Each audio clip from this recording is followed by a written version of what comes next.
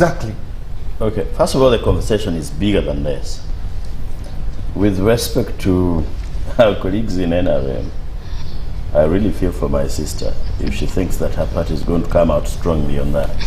I was a member of the 9th Parliament, and we raised a conversation. One day we had the State of the Nation address, and this question was raised by the late Honorable Cecilia Guara, put to the President for, he put him on the spot for the envelopes, the khaki envelopes. Said, you're the one promoting this vice of monetizing politics. And you know how she would interrupt. You know, ordinarily, the President is supposed to be heard in silence. And I said, if I'm to hear him in silence, that's why, I mean, I have a TV set. That's why I don't waste my time going there. This time, Honorable Cecilia Guara interjects and said, you're the one promoting this vice. Spontaneously, the President says, yes, do you want to do the same? Are you the President? And you know, I had the Honorable Norbert Mao at some point telling the President that the fish begins to rot from the head. And I have never discovered whether it was an insult or not, so I don't know whether to use it or not. So, the gentleman retorts and says, you're not a president, so you cannot do the same thing I do. That's number one. I participated in two election petitions, presidential election petitions, one of 2001, another one of 2006. 2001 as a young law student doing research and helping the lawyers to draft the petition and affidavits. 2006, I participated as an advocate. And one of the things that arose was an accusation of bribery against the President. And that has been consistent. The courts, because the law stipulates that one offense of bribery or one electoral offense is sufficient to nullify an election, the courts, of course, chickened out and could not hold the President liable. So what they did, they coined something like,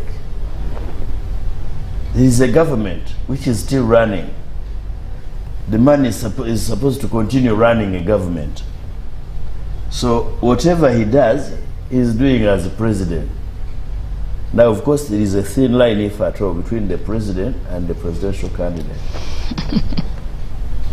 Going to Kololo, I am told he was the biggest supplier of money to some two competing vice chairpersons, female chairpersons, or deputies. Even when I saw the Honorable Rebecca, Right Honorable Rebecca Kadaga, crying that this is not an election because of the money, she was given, I'm reliably informed, 800 million by Genome 7. To do what? The Honorable Dr. Yoda Tumwesige wrote to the President and said, I went and borrowed 800 million from a moneylender. And when we were in Russia, you promised to reimburse this money. I'm going to lose my property, or probably I could be locked up. The gentleman did not have the guts to ask you money. 800 million to do what? The best thing for which I am grateful to the President that he did was to leak that letter so that we could discuss it. It could come to the public domain. I think if you're to deal with this problem, you must appreciate it from the point of multiple organ failure. Whatever you are choosing us of, when you serve a government that has lost all its organs, the organs have collapsed, the pancreas has collapsed, that is the rot.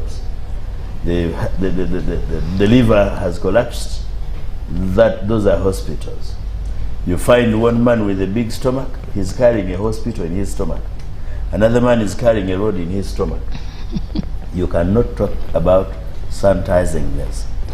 There was also a gentleman I saw in the NRM primaries lining up, giving out 2,000 notes. The strategy of the NRM government has been to impoverish Ugandans. so that they can be ruled cheaply. You provide 2,000 to somebody, that person gives you a vote. In 2001, I was doing my 4th year at university, and I did my research on elections and election petitions. I interviewed an old woman in Teso about what she understands by elections. Before she could answer anything, she told me, she just got up. I was talking to her through an interpreter. By that time, I didn't know artists. So she turned and showed me the back with the torn clothes and said, anyone who gives me soap to wash my torn skirt will take my vote. Now, of course, it is vicious whichever way you look at it.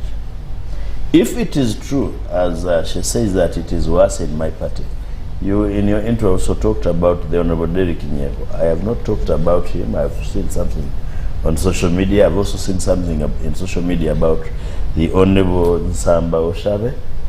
I haven't talked to both colleagues. If indeed it happens, it is regrettable.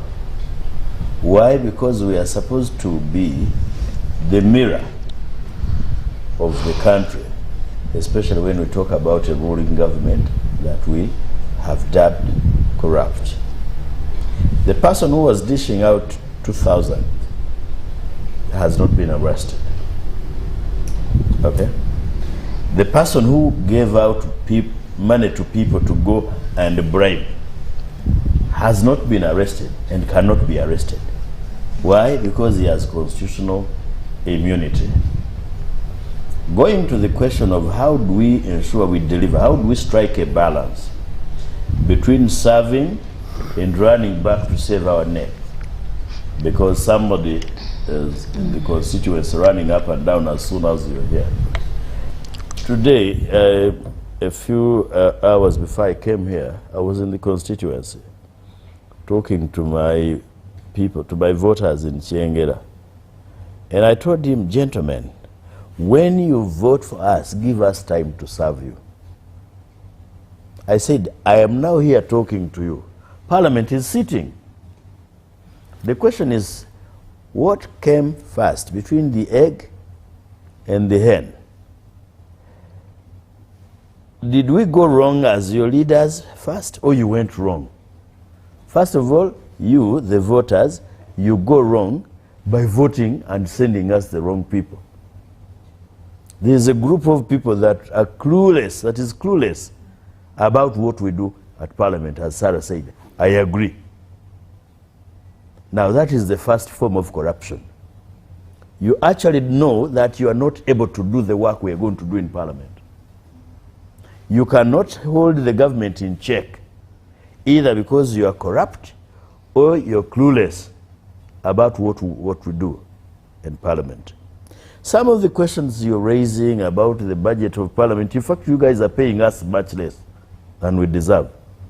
For some of us who spend sleepless nights reading and writing reports, we feel cheated. Because there are those who literally do nothing. Either they come to sign reports, or they don't even appear to sign reports. Either they don't come to Parliament, or they come and sit there while we are debating and arguing. They turn and look at us as if we are from Mars. Now, if only you could reduce the size of Parliament, yes, from a secondary school to a reasonable Parliament, and then you facilitate us better. Number two, you must go and cure your liver, which is infected, the kidney, which is gone, the pancreas, which is destroyed, such that you have a functional government. Why would someone ask me to work on a road, repair a borehole? Tomorrow I'm going to one of the villages in my constituency to repair a borehole. I have to run very fast before I am nominated. Because after nomination, if I pay, that will be a bribe. If I don't run tomorrow to work on it, during elections I will go there, they say, we invited you to help us with the borehole. You did not come. Why should I be responsible for boreholes? For road? Because if I don't do it, there is no government to do it. Your government is not functional. I am the mini government in my constituency. So where is the solution? The solution is to say, where and when did we go wrong? Okay. We went wrong in 1986 when we ushered in a regime that is not going to serve the people, that is going to hoodwink them and say, we are pro-democracy, we are going to give you the services, we are going to give you PDM money, which will never be seen. You give a whole parish of, say, 50, 60,000 people, or even 100,000 people, 100 million per year, and the next electoral season, you come with some other promise or some other lie, and so on and so forth. We must bring such government to an end. Okay, thank you. Let me read some feedback here. This is Enos. Oyo medad Lubega Ssegona akali amagwa wa National Unity Platform. Okitegedde ensonga zaaliko z'abalonzi ku bantu babagamba nti tebakola omulimu gwabwe gwa kuteesa mu Parliament. Kyenzikiriza nti omulimu gwa Ssegona gwa kuteesa mu Parliament, si gwa kukolera balonzi byaki bya nguudo bya borehole. Naye enguudo ne borehole yalina okuziteesa mu Parliament. Twali tuwuliddeko ddi Ssegona mu Parliament ng'ayogera ku kyengera nga bwatali mazzi, ng'ayogera ku kyengera ng'enguudo eziri ez'ebinnya ate nga kyengera kibuga. Twali tumuwuliddeko ddi Ssegona ng'ayogera ku nsonga ezo mu Parliament? Simuwulirangako. Kye twasembayo okuwulira ku Ssegona kye yayogera mu Parliament zaali nsimbi ezamubbibwako bakanaabe obukadde 3. Okitegedde? Kati wayogera ku buli bw'enguzi nga tatubira nga ssente ezo zaali zivudde wa obukadde 3 era yali azitwala wa okutukozerabira mu mmotoka bakanabe bazibbe. When he was demanding for marks, I said, sir, what exactly do you want? Do you want results or marks? If you want marks, I'm in a position to give you marks in 2 hours from now. But if you want results, give me time to mark your students' scripts. With respect to the Electoral Commission in Uganda, they can give you marks. They can give you your marks, whether there has been an election or not. Yeah. Now, what's the difference between marks and the results? That's not true. Results means that there is a process you go through. Yeah. If you want marks, I can sit in my room and start manufacturing them. Timothy Nyangweso, if the name sounds well for me, 98% or 80%. Muhumuza, this Muhumuza should get 50. As long as nobody fails. Exactly, because when people fail, they can ask for a remark. Which you have not done. And you have not marked. Now, you know, there is an age, I've had aging relatives, where you reach and you become paranoid and gullible. I am told by some people close to the president that that man is convinced that Noop stole his million votes in Kampala. He's very much convinced. They have also told him that he's able to recover those votes if we go digital. When the Electoral Commission appeared before the Legal and Parliamentary Affairs Committee, we did ask them a question. 1, shall we need internet? 2, shall we need electricity even to charge these gadgets? Power banks. Power banks. 3, one of the consistent accusations with the findings of court consistently in every electoral cycle is that the presiding officers or the officers of the Electoral Commission are not sufficiently trained. In the recent census, if you remember, Yes. the first 2 days, people did not work because they were saying that either the machines are down or the people didn't know how to use them. When we were making that law, we were deliberate and conscious in using the word may. Because what is needed is identifying the voter. Now, if you're going to say that where the machines fail, either because of human error, manufacturing error, mischief, or whatever reason, the machine has failed, there's going to be no vote. People are going to ban electoral materials. Because by that time, people are charged. Now, General Museveni believes in force. That no, we can force them to do things the way we want. That's number one. Number two, don't even imagine that we've had problems with elections because of not going digital.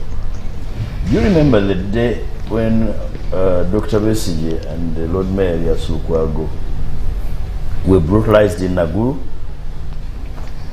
The accusation, allegation, or information was that results would be transmitted to Naguru. There was a server in Naguru where ISO would interfere with them before transmitting them to the National Election Tally Center.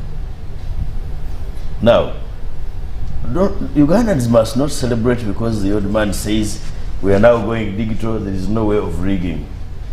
Actually, going digital could be a recipe for rigging. Because you, Timothy Nyangweso, or even Dr. Muhumuza, I'm seated between doctors and I don't know whether Kaliang and I are safe. Probably that is the reason you wanted to kidnap me and not to kidnap me. You know, you have no means of following up to see if those results have not been digitally interfered with. One day I was in the UK and there was an election. A friend of ours was standing for local council as a councillor. The man, after voting, took us out for lunch. So we asked the guy, you man, you're going to rig your vote. You're here drinking and eating. He said, why should I go to protect the vote? Am I government? I'm not government. He said, I pay somebody my taxes to protect my vote. He asked me, am I a police officer? No. Am I an election officer? No. He said, I have done enough by offering myself as a candidate. Now, when shall we reach that level where we can trust the Electoral Commission, we can trust the police, we can trust the military, we can trust DISO, GISO, and so on and so forth? We are not yet there. When shall we reach a level where I will be confident that as I am seated here, ISO is not interfering with my vote? The biggest daily expenditure in an election is that vote protection day. Election day. Between the voting morning and declaration, people are on high alert. They are spending left, right, center. There is a gentleman who came to me in 2011 and told, because he had been cited as a notorious rigging thief in that parish. So I called him and told him, you know, you interfere with my vote, you're in big trouble. He said, no, I can't interfere with yours. You have been a minister in Mengo. I can't, because you're darling to all of us. I said, thank you. Now, after election, guess what? The guy comes to me and says, and they give you money for the car? Yes, sir. I want 10%. I said, oh, for the car, you want 10%. I asked him, will you carry me on your back?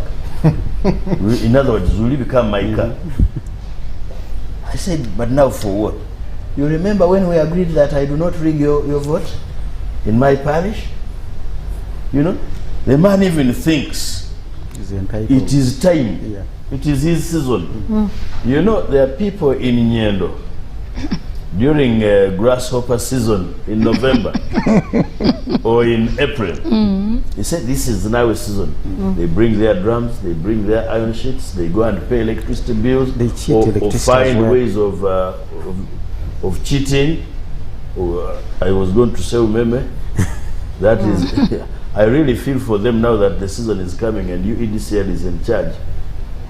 I don't know whether they will have electricity for catching their grasshoppers. Now they will buy generators. If There's a the blackout. point I'm making is that there are even those who think this is a season for feasting. Sure. Some electoral officers, mischievous electoral officers will say, it is our season. Some security operatives will say, now this is my time. The voters. The voters say, it is my time. So we are at that kind of crossroads. So digital or not digital, you were talking about laws and so on and so forth. As long as you do not have the will to stick to the rules, to stick to what the law provides, forget about a credible election. And then somebody asked me, some people ask us, why do you participate? And I said, look guys, there is no room for somebody who sits and waits for things to happen by themselves. We must move and cause things to happen. Honorable. We are not elected to be politicians. And I agree with Sarah when she says when you are elected to be a leader and to lead. First of all, you should be fair to yourself. You must have the credentials to lead. If you do not have the credentials to lead, you do not have the spine to take a leader's decision, you're worthless. Don't waste our time. Don't risk our people. Finally, we cannot fit in this country, by the way. God designed the universe in such a way that at any particular moment, the people in a particular corner of the world, if it is a country called Uganda, we can all fit there. You know, you need to behave well. If you are General Museveni and they tell you today Mufumbiro has been abducted, the other day a small girl called Doreen Kaija, I don't even know how many kilograms, has been abducted with the whole might of the state, you must be embarrassed. We want a leader who is not immune to listening to the aspirations of the people. Okay. And who is not innocent of knowledge in terms of the changing world, that you must accept to be criticized. You know, merely that a girl was putting on a red beret. You have ministers, right from Prime Minister Nabanja, who was putting on a uniform of a private. You have Lilian Abo, and so on and so forth. They are putting on military uniform. They are not arrested. The following day, a young girl putting on a beret just because of the color, not even with the insignia of the nation of the army, is abducted, tortured. It is a shame. Finally, to our courts, you also have a role in the liberation of this country. Otherwise, that's why Ugandans want to come and liberate you. Thank you.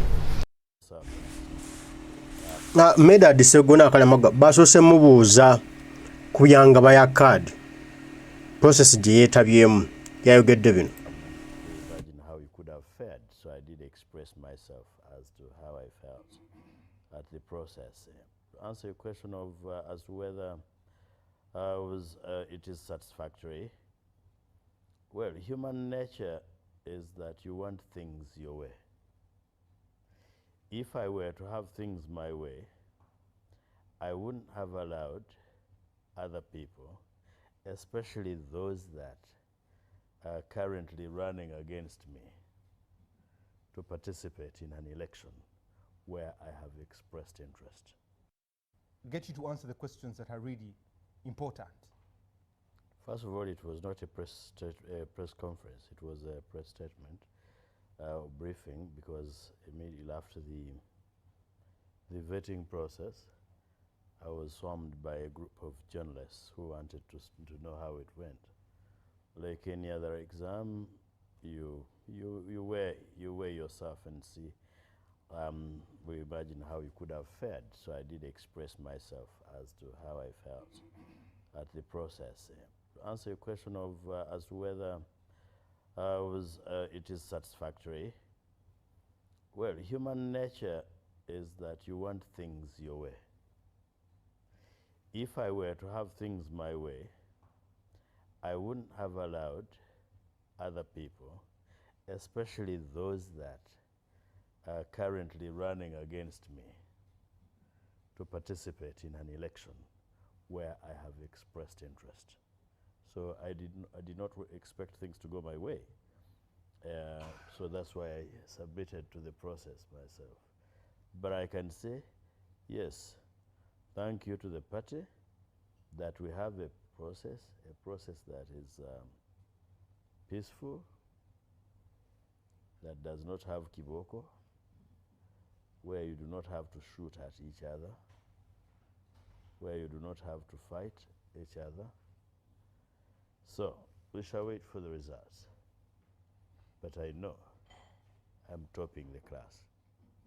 It is not the kind of competition I would definitely have wanted, but because it is in place and it's a democratic institution, yes, you allow other people to participate, and that participation is healthy. And I was really paying attention to some of the things that were asked in there: qualifications, education, understanding of the Constitution, mandate of being a member of Parliament, responsibilities, promises, assessment of the struggle. Was that part of the vetting process? Well, different questions were asked, I believe, to different questions. I had my set of questions asked, and I don't know what they asked other people because I didn't ask them before, and I have not had time to meet those that came in after me to see the kind of questions they wanted. Would you want to suggest a curriculum or syllabus for us?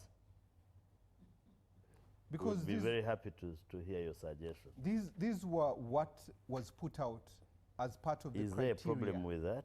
Let me know. No. What I was asking, assessing a struggle against what? What struggle? The struggle to remove the dictatorship. At least those who work with us know what we mean. You may not know it because you've not been struggling with us. In fact, we could have been struggling against you. So, definitely, within our corners, within our circles, when they ask that question, we are able to understand. You have no reason, probably, to understand the struggle we're talking about. Were people complaining? No. The criteria was given. So we wanted insight into this criteria. When they say a struggle of 40 years against, like you have said, against the dictatorship. Nobody talked about the 40 years.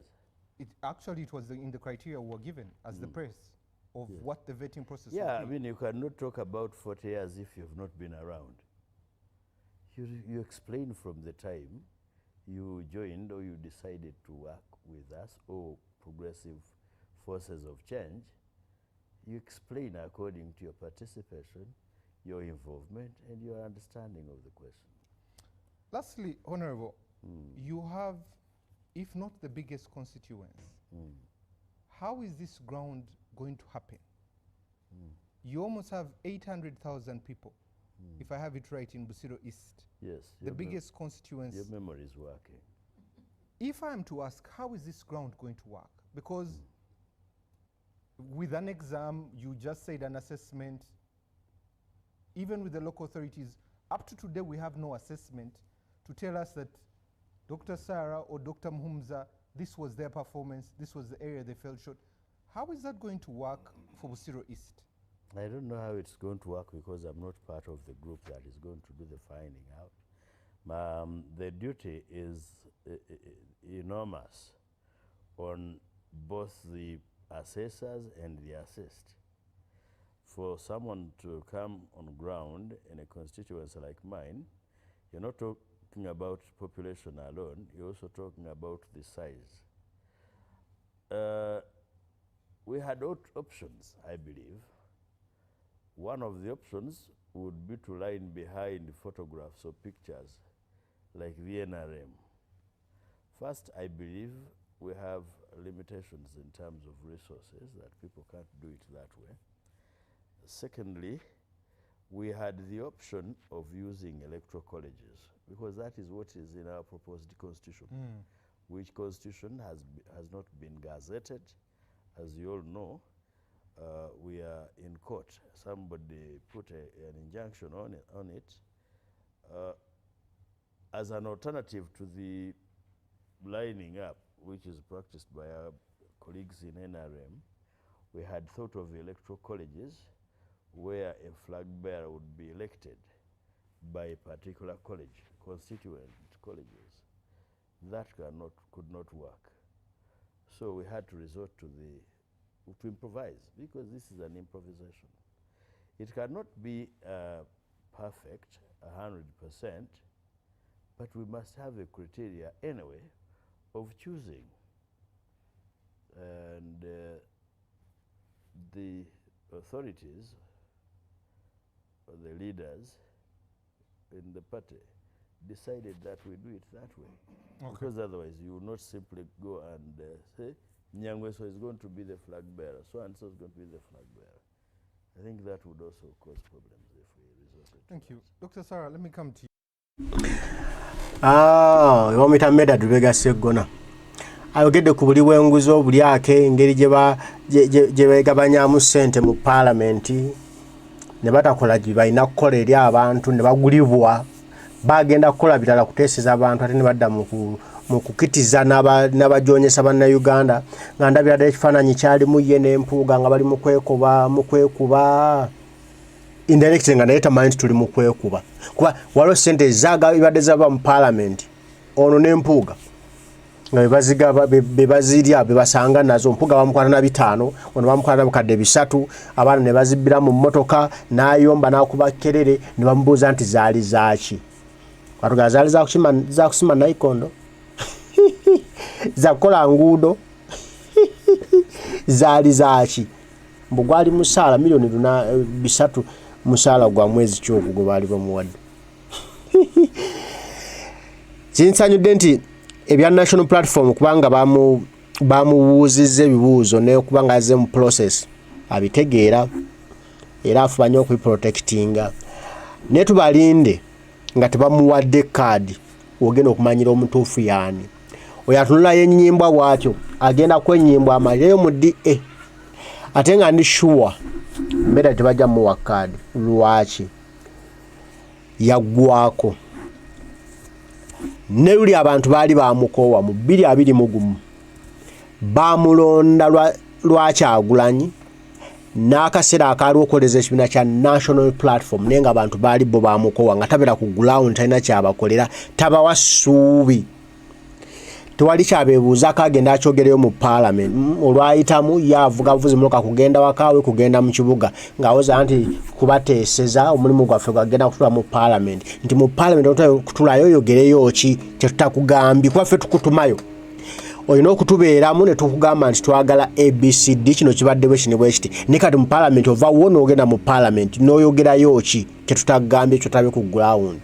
Abantu nga bamukoowa, ne kati era abantu bamukoowa omwami ono. Kyemanyi ground teriiwo, beebuzaabuza ku kya ground, mbu nine wantu wali nebera abantu almost population ya 800 abagenda babuuza bati ekyo kintu kiri easy. Ne bw'obuuza omuntu omu ku bantu 10, n'obuuza omu, n'obuuza owokubiri, n'obuuza owokusatu, nga bonna bagamba nti Walukagga, nti mwagala omuloza wano mpaka ki ku beesima nti na Walukagga, tulina Magoola, tulina ne Ssegona. Mulowooza ani gwe mulaba ali mu bantu nti Ssegona, ng'olowooza n'omulala amma kati mulowooza ani nti Walukagga, nti wamma kati mulowooza ani nti Magoola, nti wamma mulowooza ani nti Ssegona, nti wamma mulowooza ani nti Walukagga, wamma mulowooza ani Walukagga, wamma mulowooza ani Walukagga, wamma mulowooza ani Walukagga. Kiba kaate nti n'okugulawundi Walukagga yaliwo.